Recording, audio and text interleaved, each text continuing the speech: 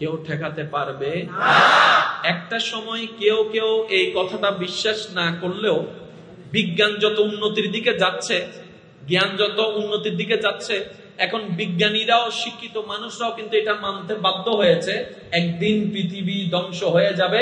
Already পৃথিবী ধ্বংসের দিকে ধীরে ধীরে এগিয়ে যাচ্ছে। তার মধ্যে একটা জিনিস তারা ফ্যাক্ট করেছে, নির্ণয় করেছে, সেটা হচ্ছে গ্লোবাল ওয়ার্মিং। সবকিছুর মধ্যে যেমন আমাদের ঋতু ছিল কয়টি, এখন ঋতু 6টি আছে?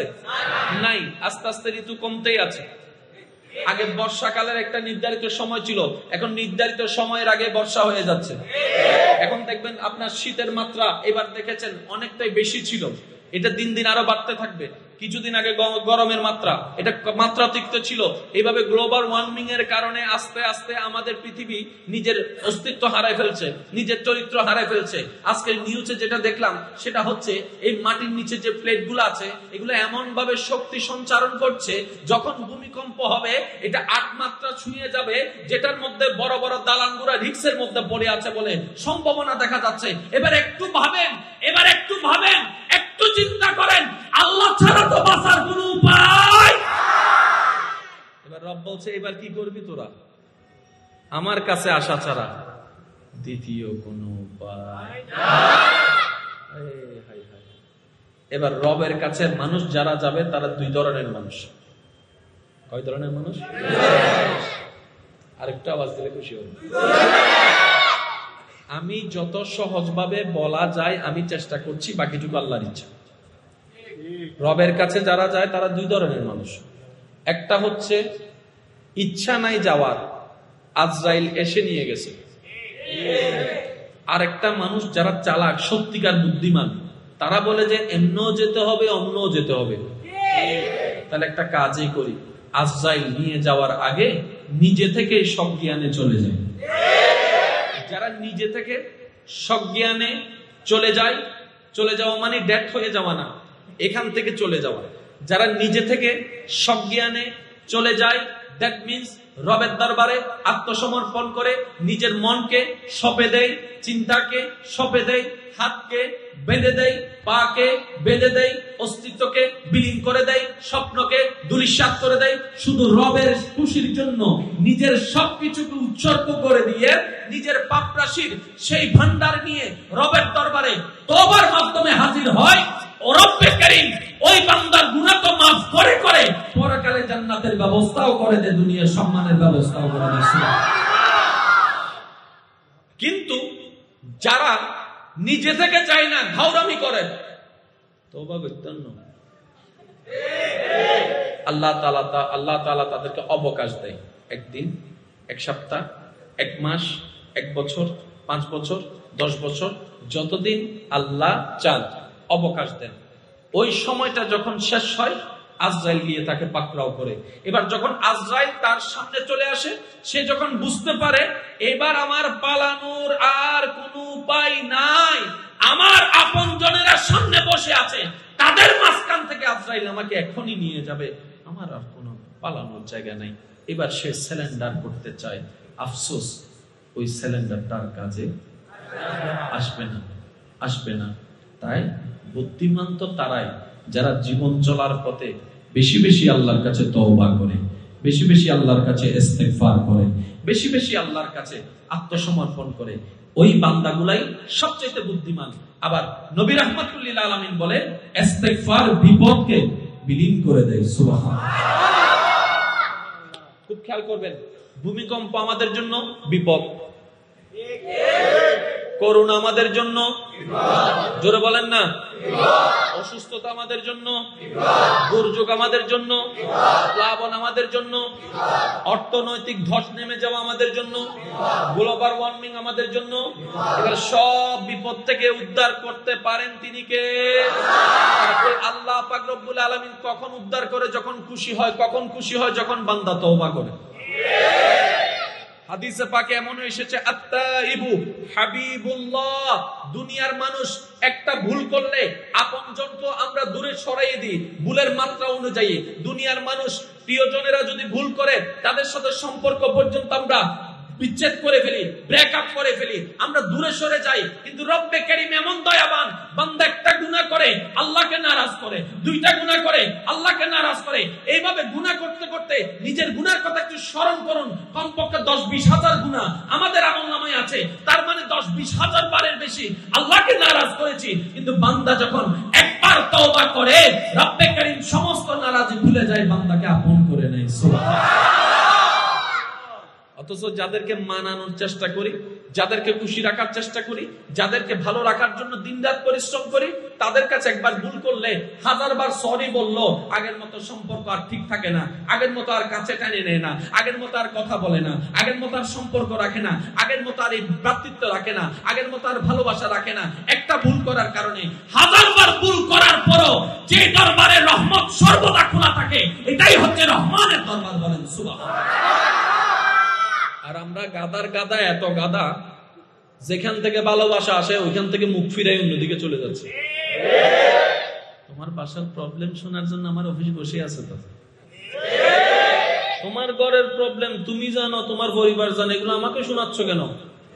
লাস্ট ওয়ার্নিং, আরেকবার যদি করো ডাইরেক্ট ফায়ার করে দিব। স্যার আমার সন্তান অসুস্থ, তুমি জানো, তোমার পরিবার জানে, আমাকে শোনাতে আসিও না। বেতন নাও, কাজ দাও, বেতন নাও, কাজ দাও। এই ম্যানেজার 2 দিনের বেতন কেটে ফেলো, শেষ। রব্বে কারীমের দরবার এমন মহান দরবার, শনি যাই না জামাতে হাজিরা দিতে, রবি যাই না নামাজে হাজিরা দিতে, সোম যাই না সিজদা দিতে, মঙ্গল যাই না রুকু করতে, ওযু করতে, কিন্তু যখন শুক্রবারে মসজিদে যাই 2 রাকাত মাত্র নামাজ পড়তে, রব্বে কারীমের রহমত আমাদেরকে বের করে দেয় না। আরে আল্লাহ তো রহমত এমন দয়াবান, ইমাম সাহেবও বের করে না, মুয়াজ্জিনও বের করে না, মসজিদের ওই দরজায় একটা দারোয়ানও দাঁড়ায় থাকে না। যখন জগৎ জিজ্ঞেস করে মওলা শনিও আসে নাই, রবিও আসে নাই, এই আজকে বৃহস্পতিবার পর্যন্ত আসে নাই, শুক্রবারে এসেছে জুমার 2 রাকাত পড়ার জন্য, আল্লাহ এই বান্দাটা আসর থেকে আবারও আসবে না, মাগরিব থেকে আবারও আসবে না। রব্বে কারীম বলে যে আমি জানি তো সে জুহরে পড়ে, আসর আসবে না, মাগরিব আসবে না, তো মওলা তোমার ঘরে ঢুকতে দিচ্ছ কেন? তাকে খাবার দিচ্ছ কেন? পানি পান করার ক্ষমতা দিচ্ছ কেন? পরিবার করার, সংসার করার ক্ষমতা দিচ্ছে কেন? রব্বে কারীম বলে বান্দাটা তো আমার, বান্দাটা তো আমার, বান্দাটা তো আমার। একদিন তো সে বুঝতে পারবে। মা কাররাকা বিরাব্বিকাল কারীম আয়াতটা তার অন্তরে একদিন না একদিন লাগবে, একদিন না একদিন লাগবে। সেটা এটা একদিন শুনতে পারবে। লা তাকনাতু মির রাহমাতিল্লাহ, তার রব তার জন্য বলেছে লা তাকনাতু মির রাহমাতিল্লাহ। একদিন তো তার সদয় হবে, একদিন তো তার সদ্বুদ্ধি হবে, একদিন তো তার অন্তর জানবে। যেদিন সে শুনতে পারবে মা গাররাকা বিরাব্বিকাল কারীম, সেটা একদিন আসবে। লা তাকনাতু মির রাহমাতিল্লাহ শুনে তার অন্তর শীতল হয়ে যাবে।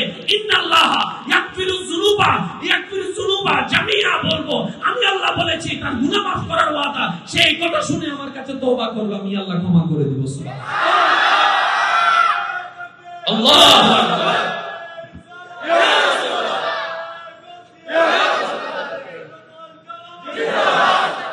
পালানোর কোনো সুযোগ নাই। তাহলে ওনার কাছে ধরা দেওয়া ছাড়া দ্বিতীয় কোনো উপায় নাই। এবার ধরা দিতে হলে আপনাকে আমাকে যেতে হবে, জোরে বলেন, এই ছাড়া কোনো উপায় নাই। এবার রবের দরবারে যখন ধরা দেওয়ার বিষয়টা বান্দা বুঝতে পারলো, রব্বে কারীম বলে বান্দারে যেখান থেকে আছো সেখান থেকে ধরা দাও, যেখানে আছো সেখান থেকে ধরা দাও, যে অবস্থায় আছো এই অবস্থায় ধরা দাও। কারণ তুমি যেখান থেকে আমাকে স্মরণ করবা, আমি রব ওইখান থেকে তোমার স্মরণকে শোনার ক্ষমতা রাখি। আমি সামিউন বাসীর, আমি শুনি, আমি দেখি, আমি শুনি, আমি দেখি। বান্দা প্রয়োজন নেই তোমার জবানকেও খোলার দরকার নেই, তুমি মন থেকে অনুতপ্ত হও, এতটুক শুধু বলো মওলা তোমার জমিনে থেকে তোমার দেওয়া নিয়ামত নিয়ে হাজারো অন্যায় করেছি, হাজারো অবদ্ধতা করেছি, মওলা যা করেছি ভুল করেছি, তুমি আমাকে মাফ করে দাও। ওয়া ইয যালামু আনফুসাহুম জাউকা ফাস্তাগফিরুল্লাহ ওয়াস্তাগফারা লাহুমুর রাসূল লাওয়াজাদুল্লাহ তাওয়াবার রহিমা।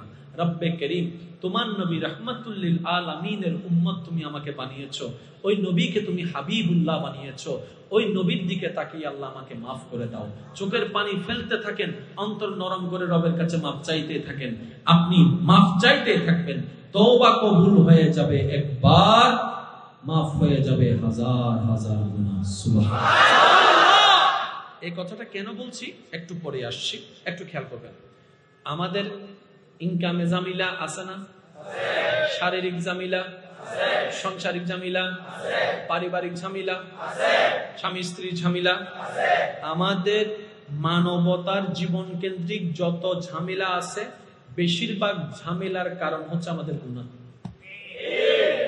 এই গুনাহগুলা আমাদের অন্তরকে এক একটা কালো স্পট দিয়ে এই নরম অন্তরটাকে দিন দিন পাষাণ করে ফেলছে। সেজন্য দেখবেন মানুষ এমন হিংস্র হয়ে যাচ্ছে, বাঘ সিংহকের হিংস্রতা পর্যন্ত হার মেনে যাচ্ছে এই মানুষের সামনে। এমন ঘটনার নজির আপনার আমার হাজারো দেখা আছে, জানা আছে। কারণ এই গুনাহ করতে করতে এই ভালোবাসার অন্তর এখন ঘৃণার অন্তর হয়ে গিয়েছে, ওই মোমের অন্তর এখন পাথরের অন্তর হয়ে যাচ্ছে, যেটার কারণে পারিবারিক ঝামেলা, সাংসারিক ঝামেলা সবকিছু দেখা যাচ্ছে। এই গুনাহ বেড়ে যাওয়ার কারণে আমাদের রিজিকের মধ্যে কমে যাচ্ছে। এই গুনাহ বেড়ে যাওয়ার কারণে আমাদের বিভিন্ন রকমের সাজার সম্মুখীন হওয়া লাগছে। তাহলে বিভিন্ন কষ্ট থেকে মাপ পাওয়ার জন্য গুনাহ থেকে বাঁচতে হবে, আর গুনাহ থেকে যা করেছি সেটা থেকে বাঁচার জন্য তওবা আমাদের করতে হবে, রবের দরবারে সারেন্ডার বারবার করতে হবে। সুবহানাল্লাহ। সেজন্য আমি সবার কাছে একটা অনুরোধ রাখবো, ব্যস্ততা কার নাই? সবারই আছে। আপনি যতই ব্যস্ততা দেখান, জ্বরের ওষুধ খাবার তো যখন সময় হয় খেতে তো হবে।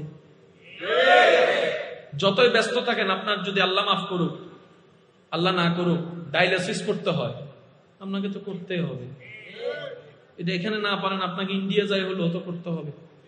কারণ আছে না, আগে নিজে বাঁচলে পাবেন না, আগে তো নিজে বাঁচতে হবে। তো ডায়ালিসিস যেরকম একটা রোগের অংশ, করতেই হবে, ওষুধ খেতেই হবে, ভাত খেতেই হবে।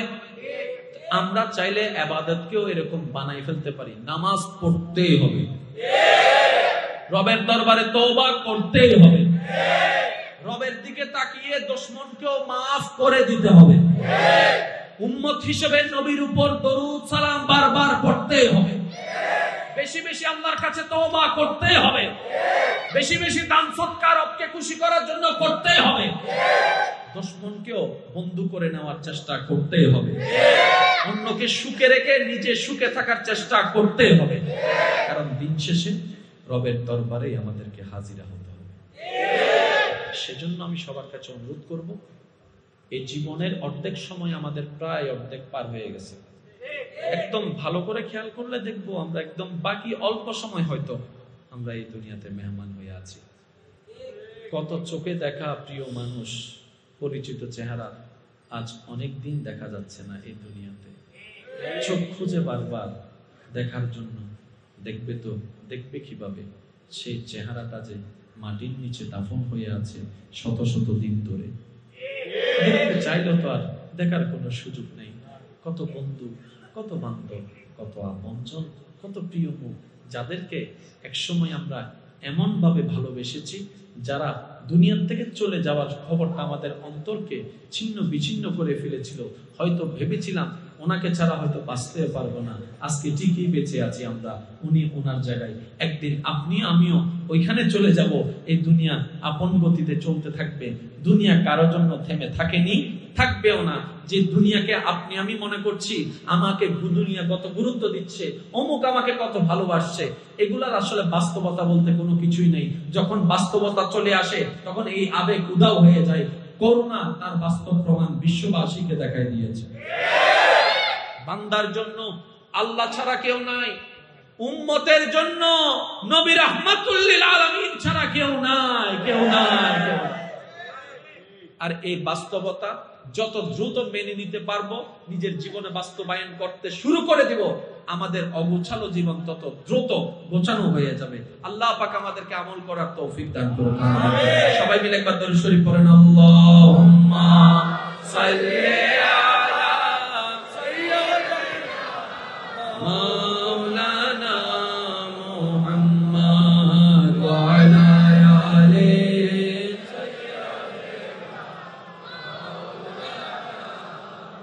जग में जब आए मोहम्मद इस्लाम जिंदा हो गए, जग में जब आए मोहम्मद इस्लाम जिंदा,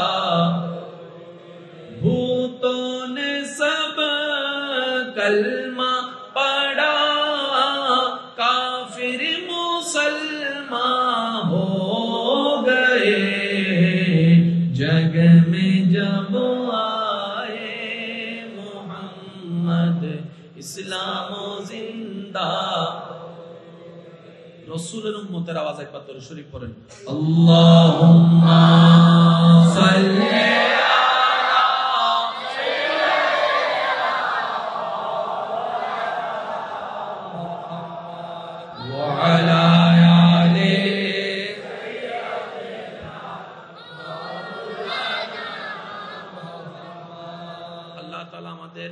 দৈনিক তওবা করার তৌফিক দান করুন। সময়টা আপনি আপনার মতো করে বের করে নেন। কোন সময়টা আপনি তওবার মাধ্যমে আপনার রবের দরবারে পারফেক্টলি ভাবে হাজিরা দিতে পারবেন বলে আপনার মনে হয়, ওই সময়টা আপনি আপনার সুযোগ মতো বের করে নেন।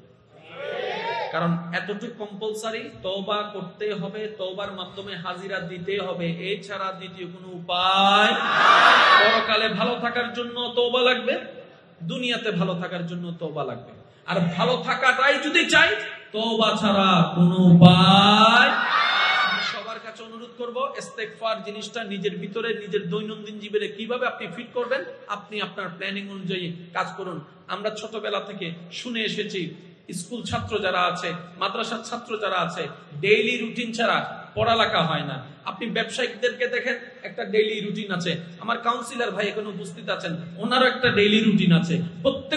প্রত্যেকটা কাজের মধ্যে একটা ডেইলি রুটিন আছে। আফসোস আমাদের জন্য, ইবাদতের ডেইলি রুটিনটা এখনো বানানো আমাদের পক্ষে সম্ভব হয়নি। এই একটা জায়গায় আমরা বারবার ধরা খেয়ে যাচ্ছি। সবকিছুর একটা রুটিন আছে, এটা রুটিন নাই কেন? সেজন্য আমি অনুরোধ করব সবার প্রতি, যেহেতু রবের দরবারে হাজিরা দিতেই হবে, উপায় নেই, বাঁচার কোন উপায় নাই, সেজন্য অন্তত আপনি আপনার মতো করে দিনের ব্যস্ততাকে সামনে রেখে রবের দরবারে কখন কিভাবে হাজিরা দিবেন, ফরজ নামাজের পাশাপাশি কিভাবে নফল আদায় করবেন, কোরআন তেলাওয়াত কিভাবে করবেন, একদম 10টা সূরা না পারেন অন্তত 2টা লাইন যেন কোরআন থেকে তেলাওয়াত করতে পারেন, এই সময়টুকু তো অন্তত বের করতে হবে। বেশি বেশি ইস্তেগফার কোন টাইমে করতে পারবেন, কোন টাইমে জিকির করলে আপনার মনটা শান্তি হবে, রবের প্রেমে মজবে, আপনি আপনার মতো করে সময় বের করার চেষ্টা করুন। হ্যাঁ, প্রথম দিন গ্যাপ যাবে, দ্বিতীয় দিন গ্যাপ যাবে, তৃতীয় দিন করলে চতুর্থ দিন গ্যাপ যাবে, এটা নিয়ে মন ছোট করবেন না। কারণ আপনি এতটুকু মনে রাখতে হবে, বান্দা যখন ভালো কাজে এগোতে থাকে, মিস্টার শয়তান মশাইয়ের ফ্যাট কামড়ানো তখন শুরু হতেই থাকে। সে কখনো চাই না বান্দা রবের প্রেমে মশগুল হয়ে যাক, সে আপন জায়গায় চেষ্টা করতে থাকবে। এই জায়গায় আমরা ভুলটা করি কোথায়? একদিন নামাজ পড়লাম, 2 দিন নামাজ পড়লাম, এক ওয়াক্তে যদি গ্যাপ চলে যায়, আমরা আবার ডিমোটিভেট হয়ে যাই। নাই রে ভাই, এটা করা যাবে না। যেখানে আপনাকে বাঁধা আসবে, সেখানে নতুন করে আপনাকে আবার দাঁড়িয়ে যেতে হবে রবের প্রেম নিয়ে। বলেন সুবহানাল্লাহ। শয়তানের চেষ্টা করতেই থাকবে যেন আপনি রবের রহমতের দিকে না যান। আপনাকে আপনার চেষ্টা করতে হবে, নবীর মহব্বত অন্তরে নিয়ে আপনাকে আল্লাহর দরবারে যাওয়ার চেষ্টা করতেই হবে। বলেন সুবহানাল্লাহ। আল্লাহ আমাদের সবাইকে আমল করার তৌফিক দান করুন। তবে যদি ভাই হিসাবে আপনি আমার কাছে পরামর্শ চান, আমি শুধু ছোট্ট একটা পরামর্শ দিতে পারি আপনাদের ছোট ভাই হিসাবে। সেটা হচ্ছে, রাত্রে ঘুমানোর আগে ওযু করে শোবেন। দেখেন আপনাদের কেমন লাগে, এটা আপনারা করবেন কি করবেন না সেটা আপনাদের বিবেচনা। তবে আমি ছোট্ট ভাই হিসাবে, অযোগ্য হিসেবে একটা পরামর্শমূলক বলছি, রাত্রে ঘুমানোর আগে কাজকর্ম সবকিছু যখন শেষ হয়ে যাবে, ওযুটা করে নেবেন। এবার ওযু করে আপনি শুতে গেলেন, হায়াত মত বিশ্বাস নেই, যে কোনো মুহূর্তে মৃত্যু আসতে পারে। আর সেই মৃত্যুটা যদি ঘুমের মধ্যে হয়, ঘুমটা যদি ওযুর সাথে হয়, নবী রাহমাতুল লিল আলামিনের হাদিসের ছায়াতলে এতটুকু জানতে পারি, ওই মানুষটা ঈমানের সাথে দুনিয়ার থেকে মৃত্যুবরণ করেছে।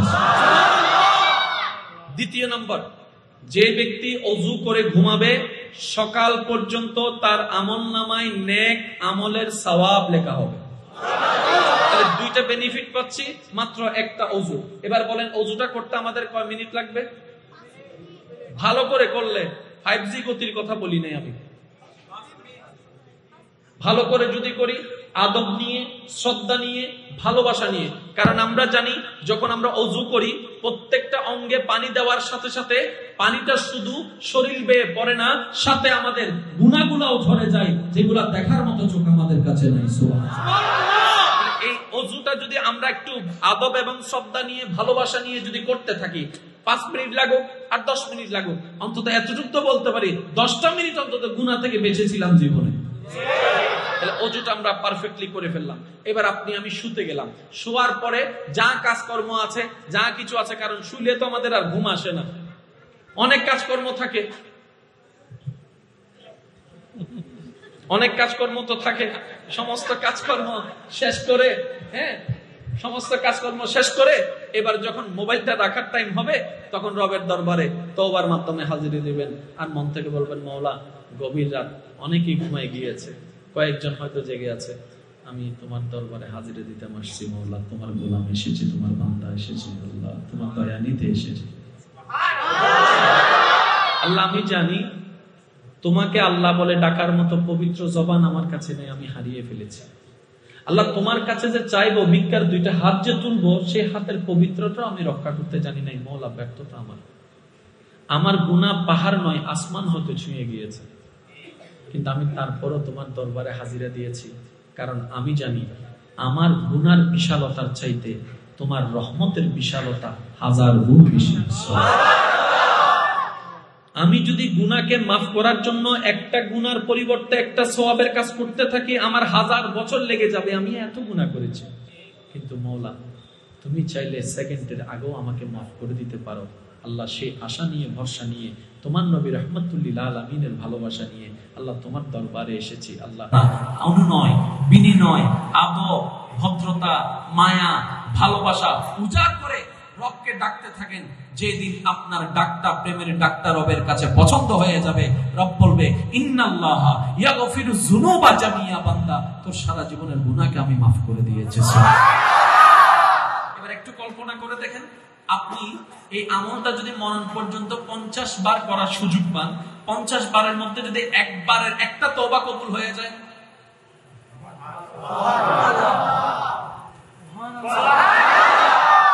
50 বার করার জীবনের সৌভাগ্য হয়েছে, একটা তওবা আল্লাহ কবুল করেছেন।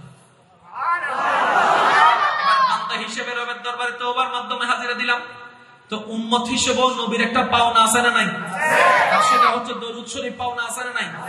আমরা আদায় করতে পারিও না, ভুলতেও যাই, অন্তত ব্যস্ততার কারণে অজুহাত দেখাই, শয়তান আমাদেরকে মাথায় বসিয়ে দিয়েছে। তো ঘুমের আগে তো কোনো ব্যস্ততা থাকে না, এই সময়টা যদি আমরা যতটুকু পারি ভালোবাসা নিয়ে নবীর উপর দরুদ শরীফের হকটুকু যদি আদায় করতে পারি, অন্তত ওই দরুদের হকটুকু আমাদের কিছুটা হলো আদায় হবে। আল্লাহ পাক আমল করার তৌফিক দান করুন। এটা আপনারা গ্রহণ করবেন কি করবেন না সেটা আপনাদের জ্ঞানের এবং পছন্দের ব্যাপার।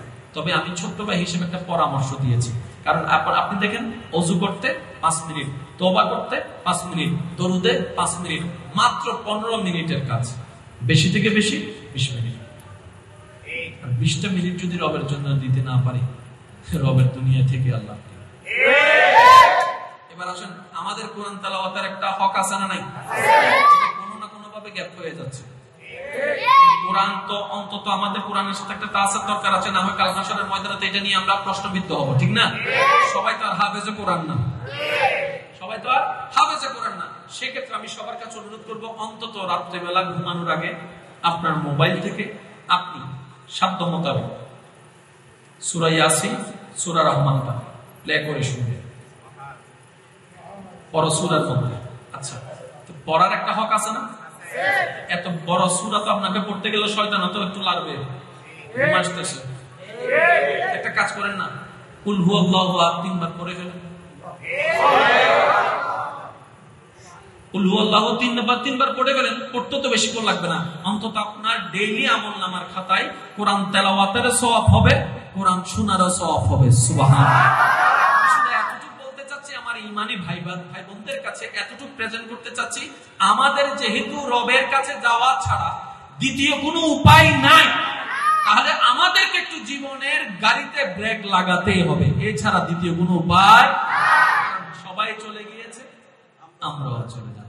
আল্লাহ পাক আমাদের যাওয়াটা যেন আল্লাহর পছন্দের যাওয়া হয়, আল্লাহর পছন্দ মতো যাওয়া হয়, এরকম একটা যাওয়া যেন আমাদের নসিব হয়। আল্লাহ আমাদের সবাইকে তৌফিক দান করুক। যতই ব্যস্ততা থাকুক, ফাঁকে ফাঁকে নামাজটা আদায় করে নিন। আর নামাজ মানি সওয়াব নয়, এই কথাটা একটু ক্লিয়ার রাখবেন। নামাজ মানে শুধু পরকালীন মুক্তির সওয়াবের নাম নয়। নামাজ এমন একটা স্ট্যান্ডার্ড লেভেলের ইবাদত যেটা বান্দার অগোছালো জীবনকে পর্যন্ত গোছানো বানায় দেয়। বান্দার অগোছালো জীবনকে গোছানো বানায় দেয় নামাজ। এই নামাজ এমন একটি ইবাদত যেটা বান্দার আমলের পাশাপাশি, দেহের পাশাপাশি যদি অন্তরে স্থান পেয়ে যায়, এই বান্দার অন্তরে এই ফাহিশা, অশ্লীলতা যেগুলো আছে, অভদ্রতা, বেয়াদবি যেগুলো আছে, সংসার পরিবার নষ্ট করে ওই সমস্ত ভাইরাসগুলো অন্তর থেকে দূর করে দেবে, লজ্জাশীলতা তার ভিতরে নিয়ে আসবে। বলেন সুবহানাল্লাহ। আমাদের সকলকে কবুল আর মঞ্জুর করুক, আমিন।